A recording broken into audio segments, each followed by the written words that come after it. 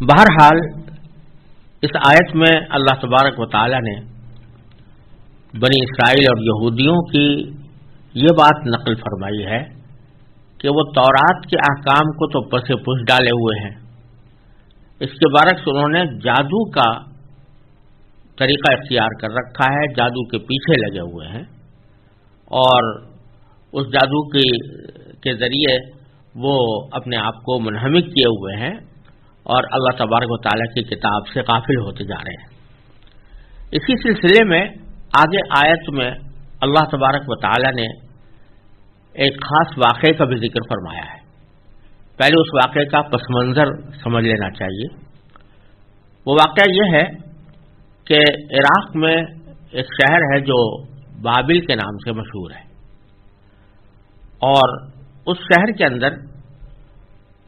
جادوگروں کی بڑی کثرت تھی، اور اس میں جادو کا بڑا رواج ہو چکا تھا،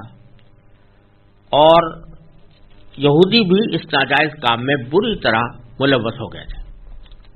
اور نہ صرف یہ کہ جادو کے کام میں ملوث ہو گئے تھے، بلکہ وہ انبیاء کرام علیہ السلام کے معجزات اور جادو دونوں کو ایک جیسا سمجھنے لگے تھے،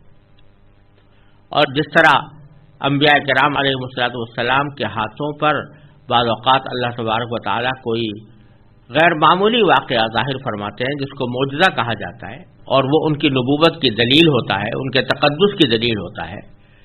اسی طرح جادوگروں نے یہ غیر معمولی باتیں لوگوں کے سامنے ظاہر کر کے اپنے تقدس کا اظہار کرنا شروع کر دیا تھا، اور لوگ جو ہیں ان کی ان عجیب و غریب باتوں کو دیکھ کر ان کو اپنا پیشوا بنانے لگے تھے۔ اور ساتھ ہی جادوگروں نے یہ بھی کہنا شروع کر دیا تھا کہ جو جادو کے کام ہم کرتے ہیں یہ براہ راست نتیجہ پیدا کرتے ہیں، یعنی اس میں اللہ تبارک و تعالیٰ کی مشیت کو کوئی دخل نہیں ہوتا، بلکہ جو فارمولے ہم نے جادو کے بنائے ہوئے ہیں ان میں بذات خود یہ تاثیر ہے کہ ان سے نتیجہ پیدا ہو جائے۔ تو دو قسم کی گمراہیاں اس کے ذریعے پھیل رہی تھیں۔ ایک گمراہی تو یہ کہ معجزے اور جادو میں فرق نہیں کیا جا رہا تھا، اور جس طرح معجزہ جن مقدس ہاتھوں پر ظاہر ہوتا ہے وہ نبی کہلاتے ہیں اور ان کی پیروی کی جاتی ہے، ان کو مقدس سمجھا جاتا ہے، اسی طرح جادوگروں نے اپنے غیر معمولی باتیں ظاہر کر کے جادو کے کرشمے دکھا کر لوگوں کو اپنے مقدس ہونے کا یقین دلانا شروع کر دیا تھا، اور لوگ جو ہیں ان کے پیچھے لگ رہے تھے۔ اور دوسری خرابی یہ پیدا ہو رہی تھی کہ جادو کو بذات خود مؤثر سمجھا جا رہا تھا۔ انبیاء کرام علیہم السلام نے ان کو جادو سے منع کیا، خاص طور سے یہودیوں کو، کہ یہ جادو جو ہے کوئی ایسی چیز نہیں ہے کہ جس کے پیچھے پڑا جائے، یہ بری بات ہے، اور ساتھ میں جادوگروں کو مقدس سمجھنا یہ اس سے بری بات ہے، اور ان کو معجزے کی طرح مقدس سمجھنا اور ان کو دینی مقتدا بنا لینا یہ اور زیادہ خراب بات ہے۔ اور ساتھ ہی یہ بھی کہ اس جادو کو تم نے جو مؤثر بالذات سمجھا ہوا ہے کہ یہ بتاتے خود ان سے نتیجہ پیدا ہوتا ہے، اللہ تعالیٰ کی مشیت کے بغیر تو کچھ بھی نہیں ہو سکتا، تو یہ بھی ایک غلط بات ہے۔ انبیاء کرام علیہ السلام ان کو منع کرتے تو وہ لوگ انبیاء کرام کی بات مانتے نہیں تھے۔ دو وجہ سے نہیں مانتے تھے۔ ایک تو یہ کہ انبیاء کرام علیہ السلام کی باتوں سے ان کی اپنی نفسانی خواہشات کی تردید ہوتی تھی، اور ان کے نفسانی خواہشات کے خلاف تھی ان کی بات، اور دوسرے اس وجہ سے کہ اب یہ بکثرت ایسا ہوتا ہے کہ لوگ یہ کہہ کر دینی پیشواؤں کی باتیں ٹال دیتے ہیں کہ یہ لوگ جس چیز پر تنقید کر رہے ہیں اس کو جانتے تو ہیں نہیں، اور اس کے اوپر تنقید کر رہے ہیں، اس کی تردید کر رہے ہیں۔ تو انبیاء کرام علیہ السلام معجزات تو دکھاتے تھے، لیکن جادو کے فارمولے ان کو معلوم نہیں تھے، اور جادو کس طرح عمل کرتا ہے اس کا طریقہ بھی ان کو معلوم نہیں تھا، اس واسطے کہ یہ علم ہی غلط ہے اور ناجائز کام ہے، تو انبیاء کرام علیہ السلام کو اس کا کچھ علم نہیں تھا۔ تو اب اگر لوگوں کے سامنے یہ کہتے کہ تم جو جادو کر رہے ہو یہ ناجائز کام ہے اور بعض اوقات انسان کو کفر تک پہنچا دیتا ہے، تو ان کا ٹکا جواب یہ ہوتا کہ آپ تو خود جانتے ہی نہیں کہ جادو ہوتا کیا ہے اور جادو سے کس طرح نتائج پیدا ہوتے ہیں، لہذا جب آپ جانتے نہیں تو پھر آپ کو اس کے خلاف کچھ کہنے کا حق بھی نہیں ہے۔ اللہ تبارک و تعالی نے اس صورتحال میں لوگوں کی اصلاح کے لیے بھی اور لوگوں کے امتحان کے لیے بھی دو فرشتے انسانی شکل میں دنیا کے اندر بھیجے اور بابل میں وہ مقیم رہے۔ ان دونوں فرشتوں کا نام ہاروت اور ماروت تھا۔ ان کو اللہ تبارک و تعالی نے سب کچھ سکھا دیا تھا کہ جادو کے فارمولے کیا ہوتے ہیں اور کس طرح وہ لوگ اس کو آزماتے ہیں، کس طرح اس سے عمل کیا جاتا ہے، یہ ساری باتیں ان کو سکھا دی تھی۔ ان فرشتوں نے آ کر انسانی شکل میں آ کر لوگوں کو خبردار کرنا شروع کیا کہ تم جس قسم کے جادو میں مبتلا ہو یہ جادو کوئی شریعت کا تقاضا نہیں ہے اور یہ گناہ کا کام ہے اور بعض اوقات انسان کو کفر تک پہنچا دیتا ہے،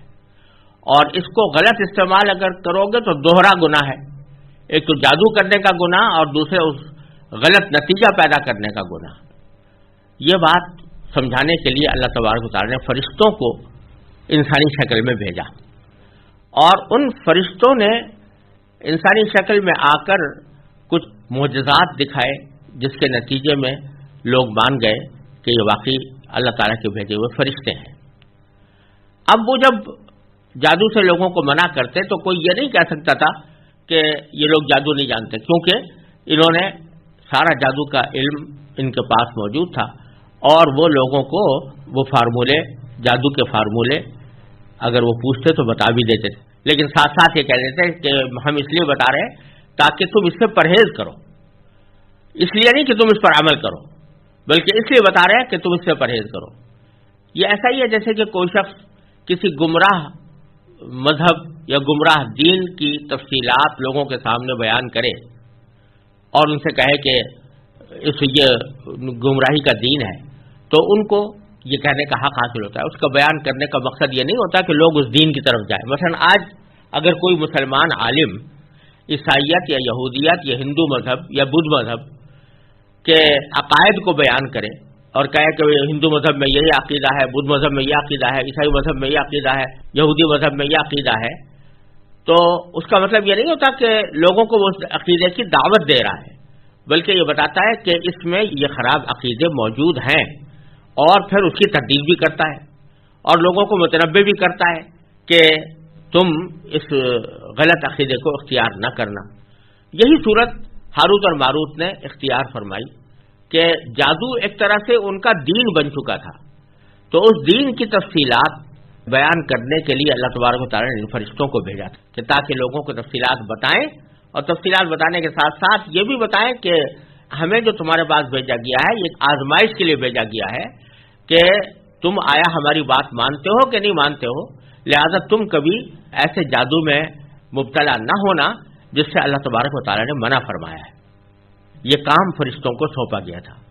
انبیاء کرام علیہ الصلوۃ والسلام کو یہ کام اس لیے نہیں سونپا گیا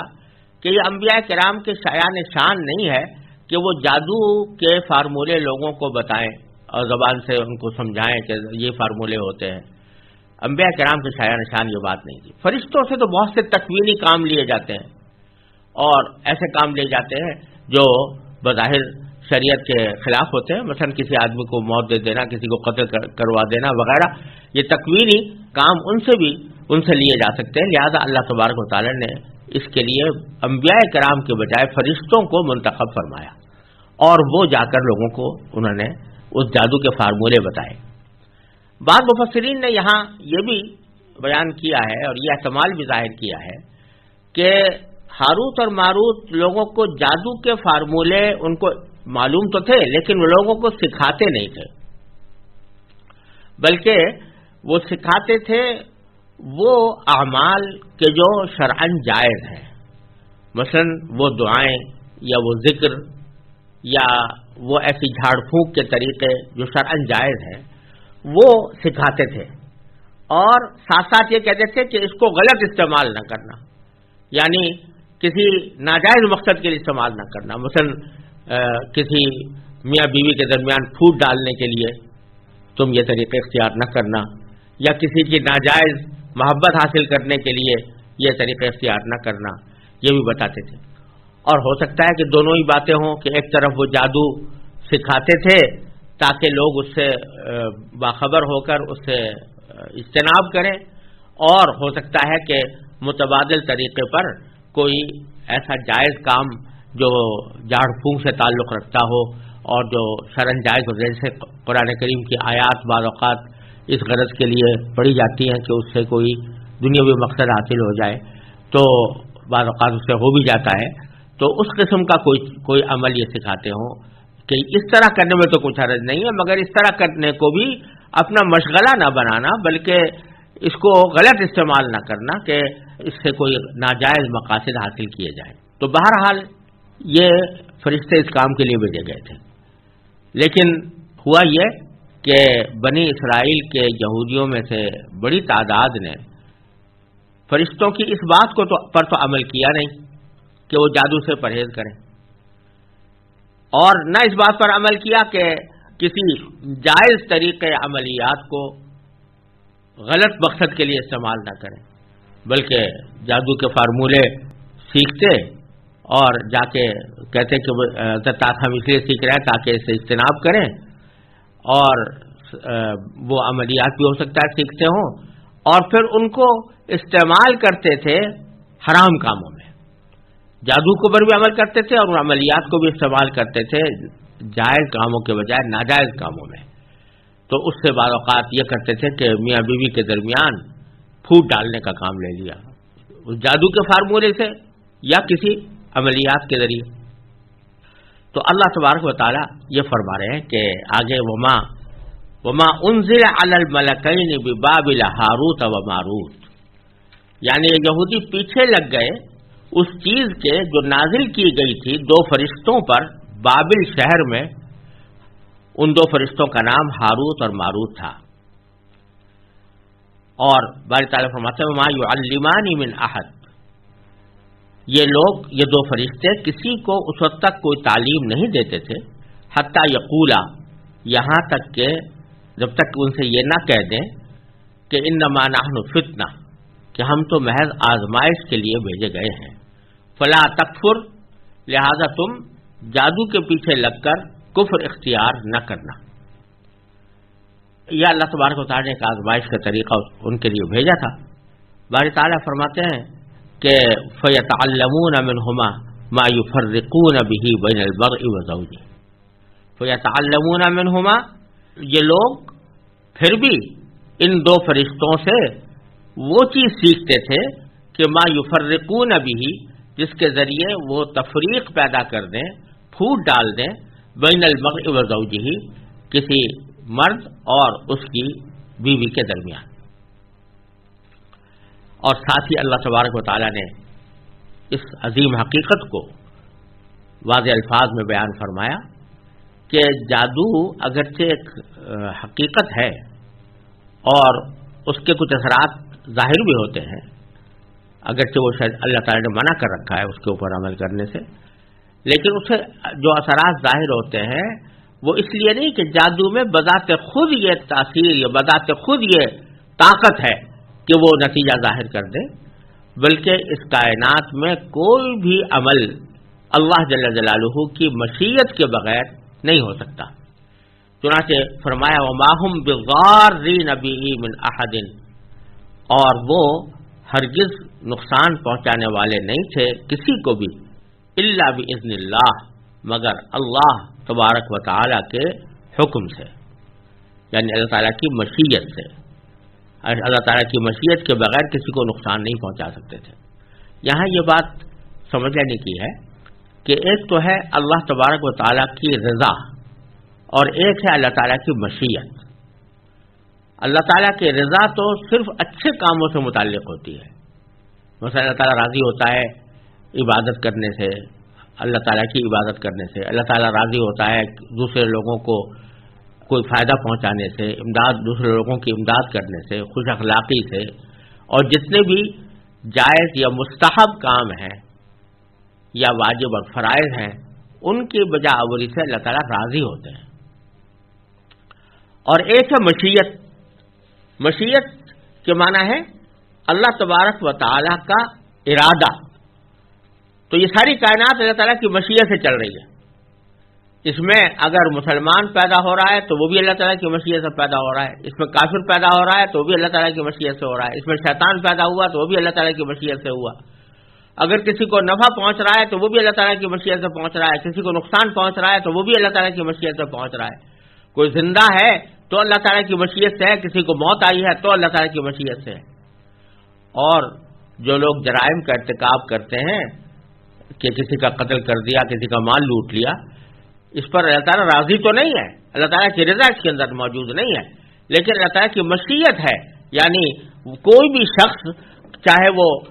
کتنا ہی بڑا طاقتور انسان کیوں نہ ہو، لیکن کسی دوسرے کو قتل نہیں کر سکتا جب تک اللہ تعالیٰ کی مشیت اس میں شامل نہ ہو. کسی کو نقصان نہیں پہنچا سکتا جب تک کہ اللہ تعالیٰ کی مشیت اس میں شامل نہ ہو، کیونکہ طاقت تو کسی میں بھی نہیں ہے اس کائنات میں سوائے اللہ تبارک و تعالیٰ کی طاقت کسی میں نہیں ہے. اللہ تبارک و تعالیٰ نے البتہ آزمائش کے لیے یہ فرمایا ہوا ہے کہ اگر تم یہ چیزیں گناہ ہیں، حرام ہیں، ناجائز ہیں،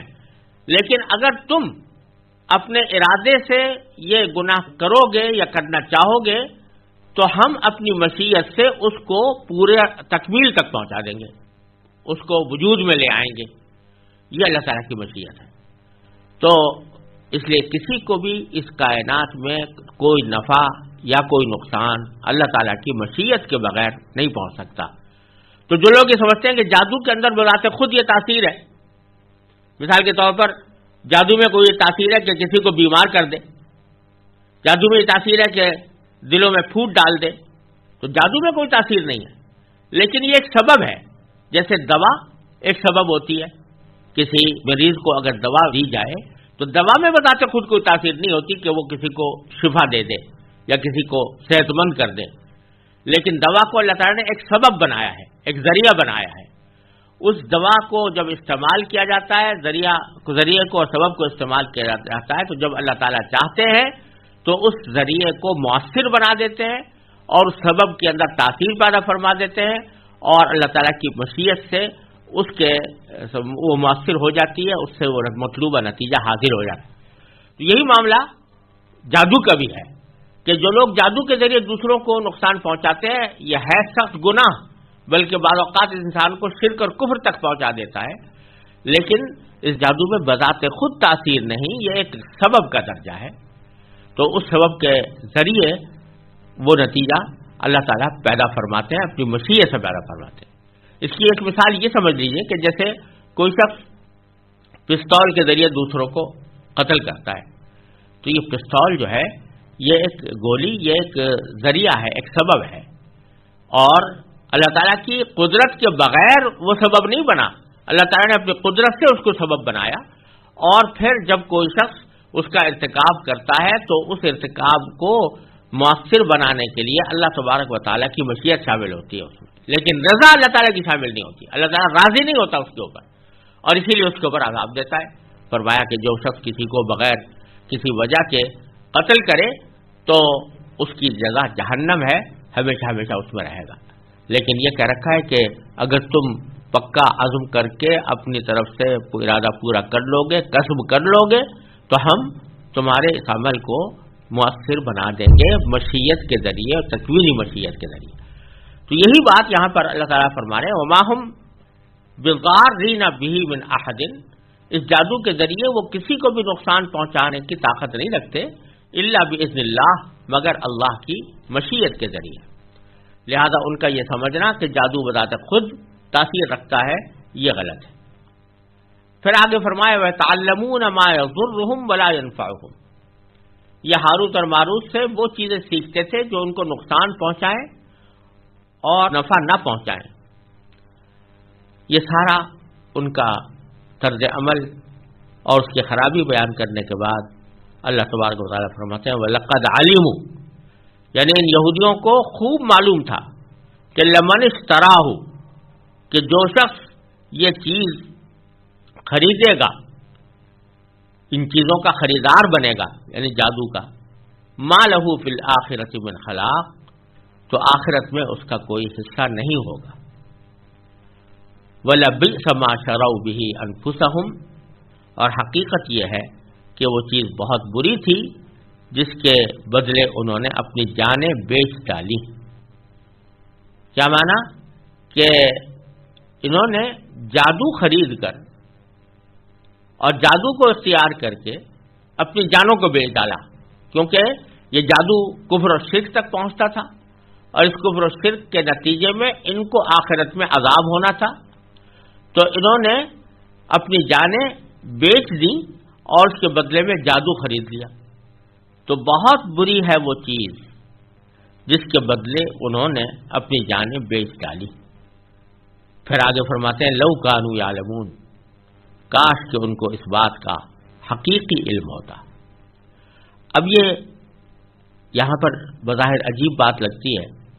کہ آیت کے شروع میں اللہ تعالیٰ نے فرمایا وَلَقَدْ عَلِمُوا، ان کو اچھی طرح معلوم تھا، وہ خوب جانتے تھے کہ جو شخص ان کا خریدار بنے گا آخرت میں کوئی حصہ نہیں ہوگا۔ آخر میں فرمایا لو کانوا یعلمون، کاش کہ ان کو